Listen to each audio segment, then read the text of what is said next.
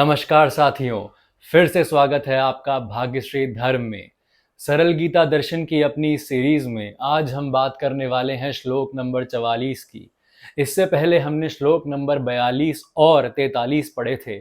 उनमें हमने जाना था कि अर्जुन कहते हैं कि जब कुल धर्म का नाश हो जाता है, जब हमारे पितरों का ठीक तरह से श्राद्ध नहीं किया जाता, तो हमारा कुल धर्म नष्ट हो जाता है, हमारा जाति धर्म नष्ट हो जाता है। अपनी इसी बात को आगे बढ़ाते हुए अर्जुन श्लोक नंबर 44 में कहते हैं, उत्सन कुलधर्मानाम मनुष्यानाम जनार्दन नरके नियतम वासो भवति त्यूना शुश्रुमा। श्लोक नंबर 44 में अर्जुन कहते हैं कि हे जनार्दन, जिन मनुष्यों का कुल धर्म नष्ट हो जाता है वो मनुष्य अनिश्चित काल तक नरक में वास करते हैं। ऐसा हम अपने बड़े बूढ़ों से सुनते आ रहे हैं, ऐसा हमें सिखाया गया है। यहाँ पे हम देखते हैं कि अर्जुन फिर से अपनी बात दोहरा रहे हैं। एक नए तर्क के साथ वो श्री कृष्ण को समझाने की कोशिश कर रहे हैं कि देखिए कैसे युद्ध ना लड़ने में ही हमारी भलाई है, और अगर अब हमने युद्ध लड़ लिया तो हमारी आने वाली सारी पीढ़ियां नष्ट हो जाएंगी, पाप में चले जाएंगी, और हमारे सारे पितर भी दुखी हो जाएंगे। ये सब तर्क अर्जुन दे चुके हैं श्री कृष्ण को। वैसे तो ये श्लोक बहुत आसान है। हम देख रहे हैं कि अर्जुन एक नया तर्क दे रहे हैं अपनी ही बात समझाने के लिए, अपनी ही बात साबित करने के लिए। लेकिन इस श्लोक से जो हमें चीज सीखने को मिलती है वो यह है कि हम आखिर नरक को क्या माने।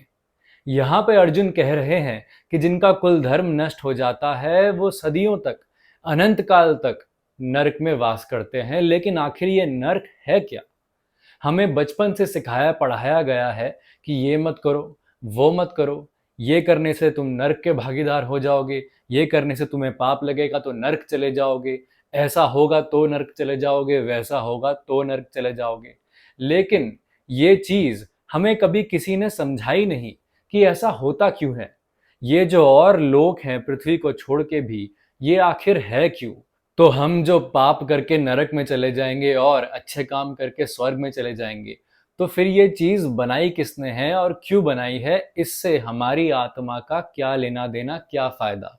हमें पता है कि बचपन से आपको भी यही बात सिखाई पढ़ाई गई होगी। कभी कभी आपने मान लिया होगा कि शायद ऐसा ही होता होगा। कभी आपको लगता होगा, आपकी बुद्धि सोचती होगी कि ऐसा होता है तो क्यों होता है, और किसने नर्क से वापस आके देख लिया कि इंसान बुरे कर्म करके नर्क ही जाता है। ऐसा कौन साक्षी है? वैसे तो इस डर ने अनेक मनुष्यों को रोका है बुरा करने से कि भाई ये मत करो तो नरक में चले जाओगे, ये करो तो स्वर्ग में जाओगे। तो इस बात ने कहीं ना कहीं बहुत सारे मनुष्यों को बुरा कर्म करने से रोक भी दिया और कई सारे मनुष्यों को अच्छा कर्म करने की प्रेरणा भी दे दी।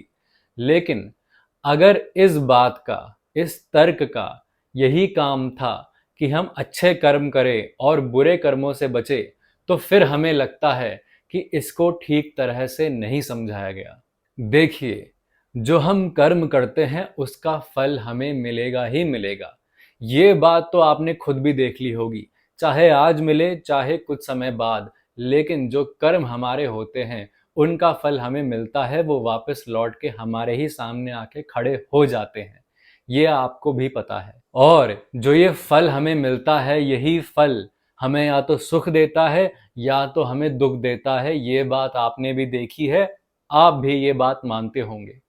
तो फिर हम ये क्यों ना माने कि स्वर्ग भी हमारे भीतर है, नरक भी हमारे भीतर है। ये जो सोच है कि हमारे कर्मों की वजह से या तो हमें नरक मिलेगा या तो हमें स्वर्ग मिलेगा, और जो ये सोचते हैं कि नरक और स्वर्ग कोई दो अलग दुनियाएं हैं और हमारी आत्मा वहां जाती है, तो फिर ये एक स्वप्न के भांति है।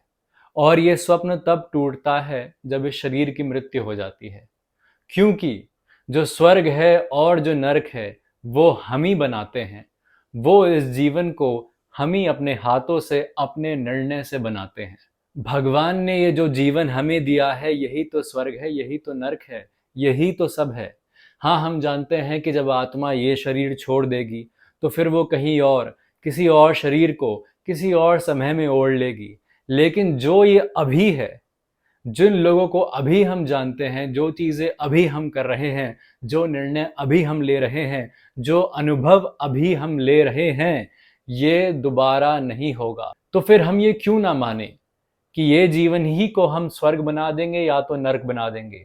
अगर पीछे से चलती आ रही ये बात हमें सिर्फ ये सिखाने के लिए थी कि हम अच्छे काम करें, बुरे कामों से दूर रहें, तो फिर तो हम ये भी समझ सकते हैं कि अच्छे काम करेंगे तो ये जीवन ही स्वर्ग जैसा बन जाएगा और बुरे काम करेंगे तो इसे नर्क बनने में देरी नहीं लगेगी। हम इसको इस तरह क्यों नहीं सोचते हैं? हम क्यों टाल देते हैं कि जब मृत्यु होगी उसके बाद हमें पता लगेगा, और जो नर्क हम अभी भोग रहे हैं और जो स्वर्ग हम अभी भोग रहे हैं उसका क्या? जो खुशियां हमें मिल रही हैं उसका क्या? जो दुख हमें मिल रहे हैं हमारे निर्णय की वजह से उसका क्या? मैं फिर आपसे कहना चाहता हूं कि या तो इस जीवन को नर्क बना दीजिए या इस जीवन को स्वर्ग बना दीजिए। या तो अपनी इंद्रियों का गुलाम बन के इस जीवन को नर्क की भांति कठोर बना दीजिए और दुखदाई बना दीजिए, या तो फिर अपनी विवेकशील बुद्धि का इस्तेमाल करते हुए सही निर्णय लीजिए और अपनी जीवन को स्वर्ग की भांति कोमल और सुंदर बना दीजिए। ये सब आपके निर्णय के ऊपर है। भगवान ने तो हमें बताया है भगवत गीता में कि कैसे जीना है, लेकिन अंततः भगवान भी इंसान के ऊपर छोड़ देते हैं कि तुम्हारे ऊपर है।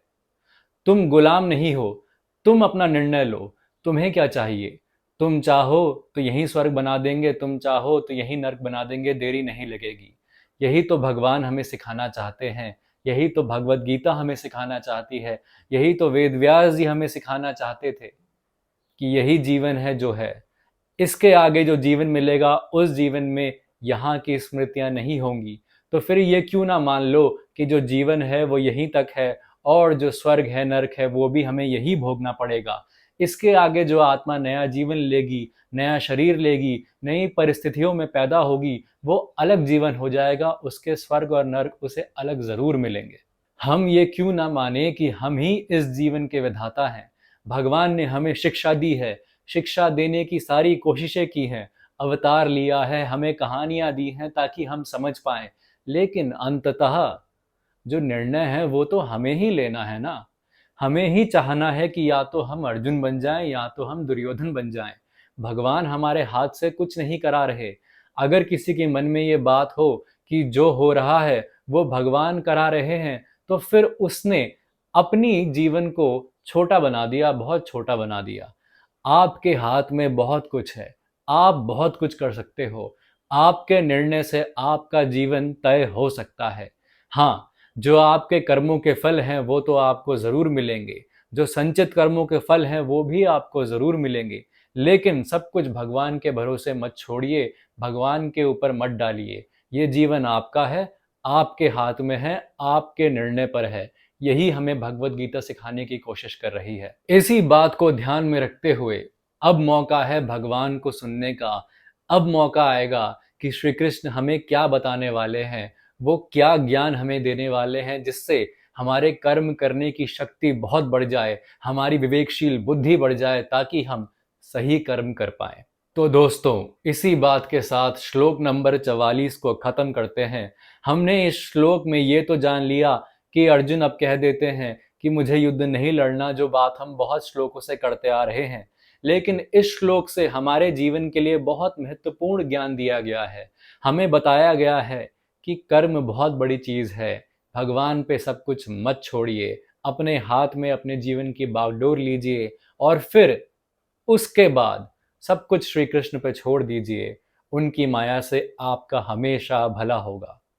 इस चैनल को दोस्तों ऐसे ही सब्सक्राइब कीजिए, हमारी वीडियोस को लाइक कीजिए, अपने दोस्तों के साथ शेयर कीजिए और सबसे महत्वपूर्ण बात, भगवत गीता को अपने जीवन में बदलाव लाने दीजिए।